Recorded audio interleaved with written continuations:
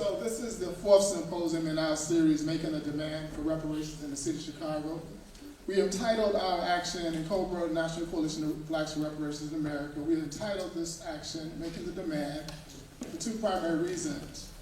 We can recall in the 1960s when the black leaders in the civil rights movement went to President Johnson and asked him to pass favorable civil rights legislation. He said, "You all have to make me do it." I mean, we had to organize in such a way that it made it impossible for him not to pass the legislation. And so that's the make part. The demand part comes in when, Frederick Douglass told us that power concedes nothing without a demand. It never has and it never will. And so we're going to have reparations here in the city of Chicago. We have to push forth a concerted effort, an organized effort, which we call making the demand. A demand is a claim. One of the definitions for a demand is a claim for what is just, what is owed, what is due. So when we say we're making a demand, we're saying we're coming forth in an organized effort to put a claim forward to the city of Chicago for what is owed to us, what is justice, what is due. Because we know that here in the city of Chicago, they had the policy, some of the policy was very culpable in the injury that we suffer from today.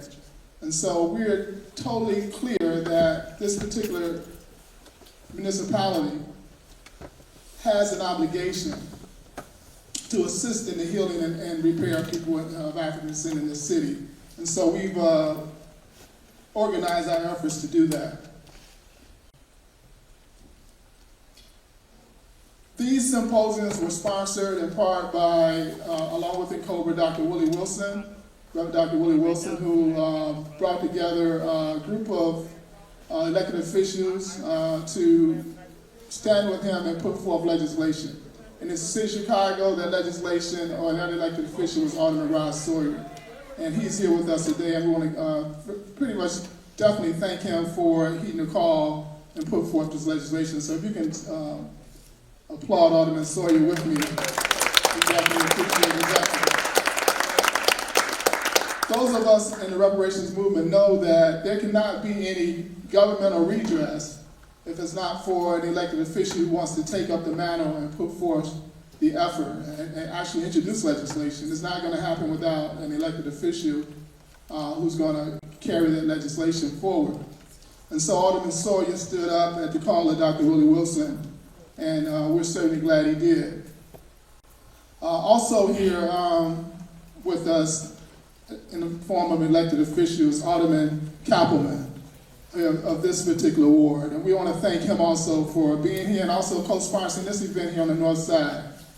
This is a citywide ordinance. Yes, definitely giving it to Alderman Kappelman. This is a citywide ordinance, and we are going to need a proportion of every part of the city to stand in agreement that this is what is needed and what is necessary. The first three symposiums, two held in Chicago and one in Waukegan, they focused on the why, on the, we were basically trying to educate what we were doing with the legislation, with the effort of proposing legislation. And we think we did a pretty good job of that. Now we're moving to the area of what we call assessing the injury. This fourth symposium, which is our first effort at that, will focus on the injuries in the areas of health, housing, and trauma. Following symposiums will focus on economic development, education, and the criminalization of our communities via the war on drugs and mass incarceration. We'll look how those what we call crimes committed against African people have an effect today. And so this first effort at assessing our injuries, we have a panel with us today, a stellar panel with us today who's going to speak on those issues. But before we bring them up, we want to have words from Alderman Sawyer and Alderman Kappelman, if they can just come up and in that order. We definitely want to hear from them. Thank you, Alderman Sawyer.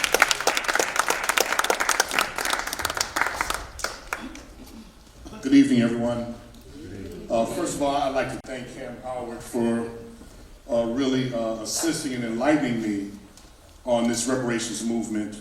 This is something that when we were first working on this, and I have to be honest with you, and I'm going to thank a couple other people in a second, but when we our first draft of this, and I kind of laughed to myself about it, but as we were trying to figure out how we put this together, we had a first draft, as you always do with things like this. And I brought it to Cam, we looked at it, and we were like, well, we're not sure. So we looked at someone that we all respected and asked him to take a look at it. And there was none other than Dr. Conrad Worrell, who's in the audience today. Give him a hand, please. And he looked at it for maybe a couple of minutes, and I think he kind of threw it at me and said, Rod, this is garbage. This is not what reparations is supposed to be. Then he proceeded to pull out a series of books and pamphlets and articles and asked me to start reading and start learning about what reparations is really about. And that's really where I started opening my eyes to really starting to understand it. And I still consider myself a novice to this, but it's very, very important that we look at these areas of, when we talk about full repair, and I was learning about things like, the issues of reparations, the cessation and non-repetition, the restitution, the remuneration, the rehabilitation, the things that make up the reparations movement that I'm learning about. It's not just about money. And I want people to understand that, because a couple of my colleagues even, when they came up to me, they said, well, can we afford that in the city of Chicago? And it was my position that we can't afford not to do something to cure the repair. That's right. The ills that descendants of enslaved Africans have been inflicted upon. We have to start working it, and I understand that the big monetary portion would need to be a federal effort. I get that. I don't think anybody is not looking at that, but how about an acknowledgement of what wrongdoing? How about a my bad? Okay. I'm sorry. Have we gotten that yet? No, we haven't. So I'm just saying there's certain other things that we can start doing on a local level to start pushing the conversation towards reparations. And I thank you all for coming to do this. Real quickly, again, I thought I couldn't do this without Dr. Worrell giving me advice and pushing me along the way, Cam Howard, and more importantly, one of my colleagues who had asked, and I'll be honest with you, I reluctantly asked because I didn't think he might want to get involved with it, but James got involved right away and wanted to get active with it, and even offered to host one of these symposiums on the north side, which I greatly appreciate. So with that, I want to bring up the sponsor today, the host of today's event, Alderman for the 46th Ward, Alderman James Kappelman. So that's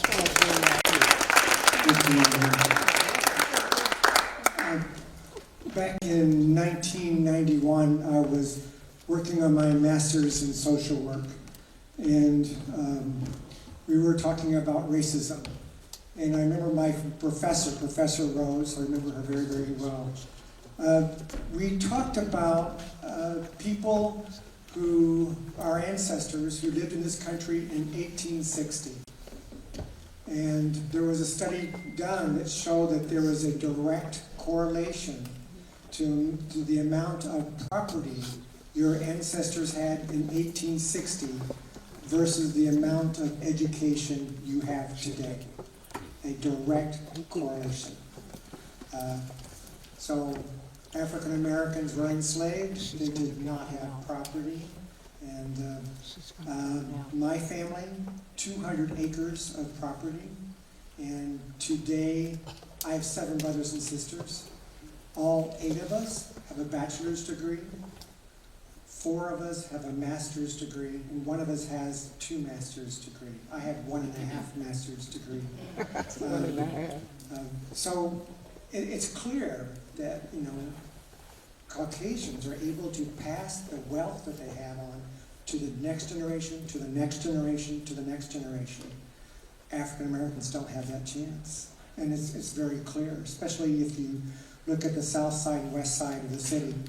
I grew up in Houston, Texas, and I was in junior high when integration started. racism was very clear. I remember as a little boy, 5 years of age, going to Sears, and there were two water fountains. One for white people, and one for, it said, colored people. And I remember sneaking a drink of water from that fountain that said for colored people, and sneaking it because I knew I'd get in trouble if I was caught doing that. There was a difference in the water. The water for the, quote, what they said, colored people, was actually a children's fountain, and the water was lukewarm. And where I grew up, African American men and women were called by their first names, but you didn't do that to a white person. The racism is very clear here in Chicago, if not more so. And I think a lot of my colleagues are starting to realize that if we don't address the scourge of racism in the city, it's going to bite us. I'm going to say it's going to bite us in the ass. Yeah, It's biting us in the ass now. I recently read a book, How Democracies Die, and it talked about this polarization that exists in our country, what's happening. And they talked about some of the reasons for that. And some of it is income inequality that exists right now. But one of the main reasons that we're in such a troubled state right now is that the United States of America never repented for their Right, sins I agree. of slavery. I agree. I agree. And I grew up that, when you repented for a sin, it wasn't just you're sorry, but you make amends. And so it's going to be a lot more than all the same Caucasians saying we're sorry. We have to make amends. We have to bring healing to this country. It's for everyone, but it's also a healing thing for Caucasian people. It would be healing for them and for our whole country for us to really bring about reparations. So I'm going to fight hard. And I'm also changing it with my inheritance. When I die, and I'm a senior citizen now, I'm not going to give my money to a bunch of white people. It's just not fair. It's just not fair. It's time to make amends. Thank you.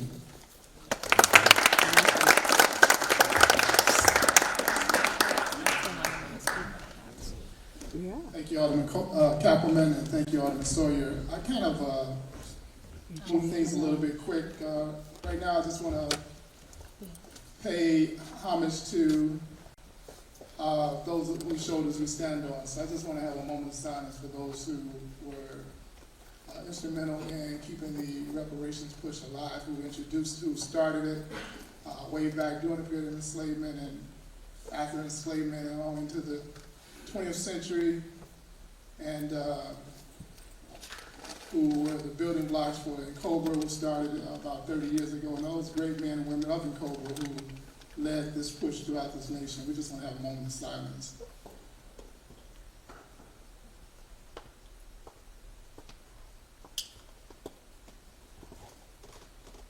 Thank you. As I started out earlier, I was saying how this new push for reparations in the city of Chicago had a great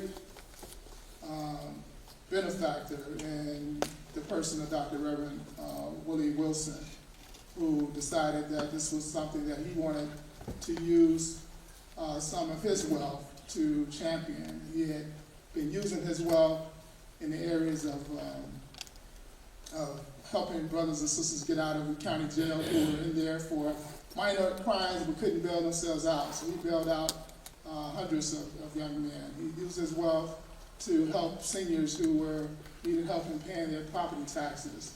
And so he said, after seeing the presidential candidates debate on television and the issue of reparations came up, he decided that that's where he wanted to now direct some of his resources. And these symposiums and this legislation that's being introduced in the city of Chicago that has passed, has been submitted to the Health and Human Relations Committee to come up with an ordinance, and one that will be introduced in the state of Illinois on Wednesday of this week. Dr. Willie Wilson has been a key contributor to that. And he's not here today, but we want to have ask Beatrice Boyce to come down, who has been working closely with Dr. Willie Wilson on that this matter.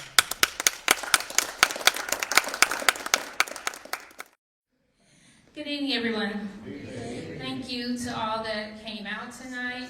It's indeed a pleasure to be here. And we have worked long and hard in getting the reparations agenda, not only to get our elected officials on board, but to also educate the city of Chicago and the state of Illinois on why reparations is important and why such a time as this that it is needed. I have had the great opportunity of working with the great Dr. Willie Wilson since, I believe, May of this year in pushing the reparations agenda. And each time he speaks, he talks boldly about how he too picked cotton as a young black boy, the son of a sharecropper, and how poor his family was living in the South. He also talks boldly about his journey in his book of how he escaped from the South at the young age of 13 to make a living for himself. Long story short, he became the owner of McDonald's franchise in the city of Chicago, and now he owns a multi-million-dollar medical supply business to the tune of $60 million a year. And that deserves a handclap. So Dr. Wilson took his hard-earned money, and he has been pushing this reparations agenda. Many of you may have heard the television, heard the radio commercials. You may have seen the television commercials. Hi, I'm Dr. Willie Wilson. I'm introducing a reparation bill for the descendant of slavery in Chicago, Cook County, and Illinois. This bill is intended to assist African Americans that are trapped in poverty. As the great civil rights leader, Dr. Benjamin Mays, said, "It is not a disgrace to not reach the stars, but it is a disgrace to have no star to reach for." Help me support this bill by calling your alderman and your state representative. Thank you. A lot of you may see signs in the different communities with reparations on it. He's worked very closely with, in COBRA, he's worked very closely with an organization that I'm a part of, A Few Great Women, and making sure that we're strategically on the ground, making sure that the message get out, and constantly badgering our local officials with phone calls and emails to make sure that we can get their buy-in. And I just want to give you a quick update on the reparations as it relates to the state of Illinois.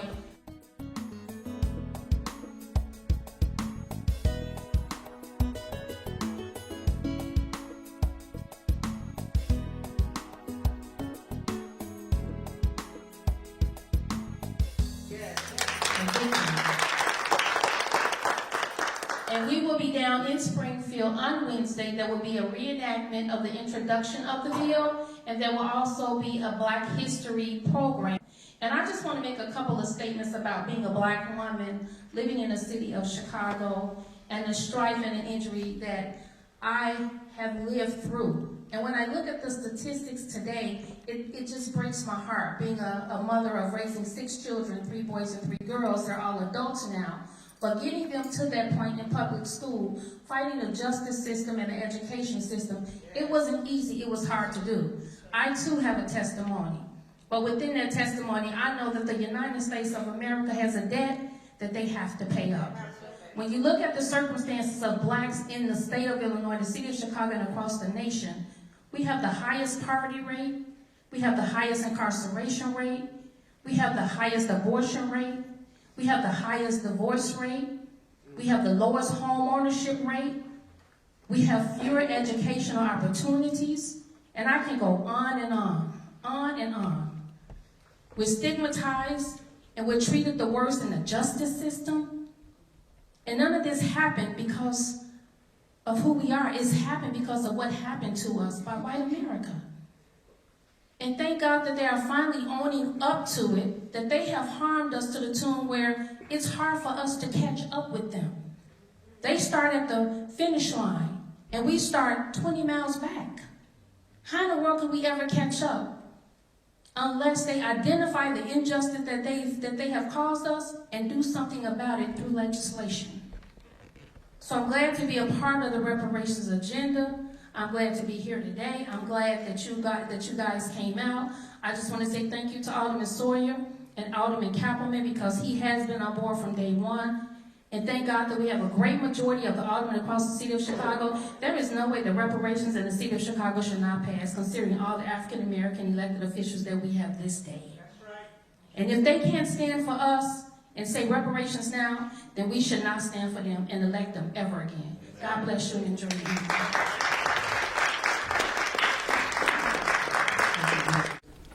We are able to call the transatlantic slave trade, slavery, Jim Crow, American-style apartheid, police terror, subprime lending, mass incarceration. We are able to call these actions crimes because in 2001, through a global push that took place in Durban, South Africa, that was sponsored by a World Conference Against Racism, Xenophobia, and related intolerances, that was held in Durban, South Africa, that was sponsored by the United Nations Human Rights Commission.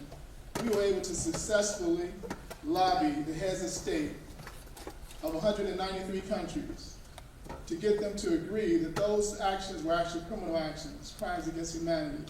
The crimes against humanity are the most egregious crimes that a state, a government can commit against a civilian population. Not a portion of a population that's at war with them, but a civilian population. And this took place among our people for 400 years. And so that accumulated harm is what we're here to talk about today.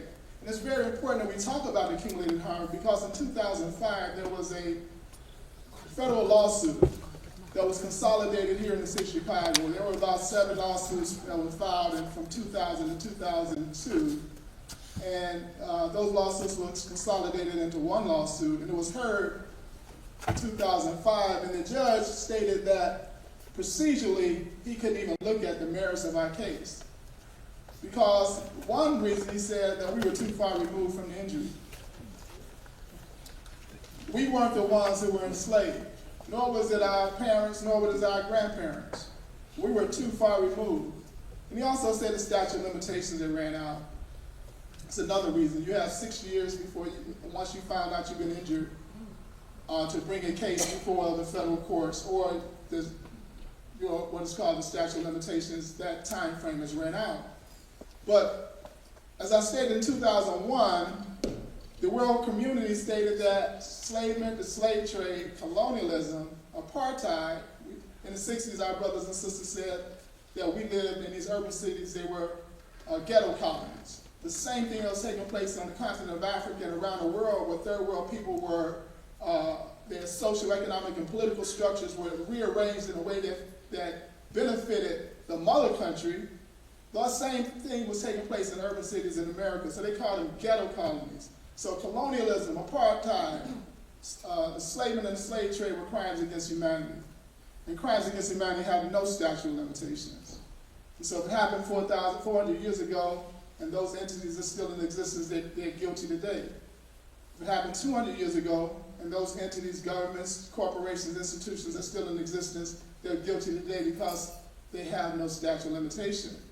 And what you'll hear from today from our panel is that you'll see that we're not too far removed from the injury. We're living the injury right here, right now. And you're going to hear about that with the panel that we brought together in the area of the general health of our community, housing, and trauma.